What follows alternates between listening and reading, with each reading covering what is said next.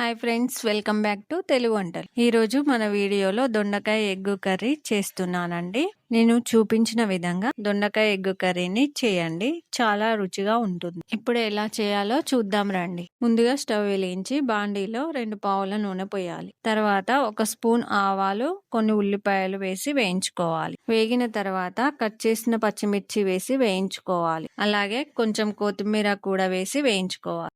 ఇప్పుడు 1 స్పూన్ అల్లం వెల్లుల్లి పేస్ట్ వేసి పచ్చివాసన పోయేంత వరకు వేయించుకోవాలి. వేగిన తర్వాత 1/2 కేజీ దొండకాయలను వేసి కలపాలి. ఇప్పుడు 1 స్పూన్ ఉప్పు వేసి కలుపుకోవాలి. ఇప్పుడు వీటిని మూత పెట్టి కాసేపు ఉడికించుకోవాలి. మధ్య మధ్యలో కలుపుకుంటూ దొండకాయలను ఉడికించుకోవాలి. ఇప్పుడు దొండకాయలు ఉడికాయి, వీటిని బాగా కలిపి దీంట్లో మీకు కావాల్సినన్ని ఎగ్స్ వేసుకోవాలి. ఎగ్స్ ని అలానే ఉంచి మూత పెట్టి స్టవ్ ని లో ఫ్లేమ్ లో పెట్టాలి. ఇప్పుడు ఈ ఎగ్ ఉడికింది, గరిటెతో నేను చూపించిన విధంగా కలుపుకోవాలి. 1 స్పూన్ పసుపు, 3 స్పూన్ల కారం, అలాగే కొద్దిగా మెంతి పొడి వేసి బాగా కలుపుకోవాలి.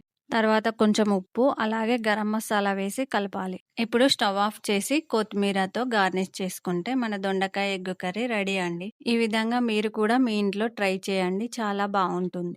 ఇంతేనండి ఈ రోజుకి ఈ వీడియో. మా వీడియో మీకు నచ్చినట్టయితే లైక్ చేయండి, షేర్ చేయండి, అలాగే తెలుగు వంటలు యూట్యూబ్ ఛానల్ను సబ్స్క్రైబ్ చేసుకోండి.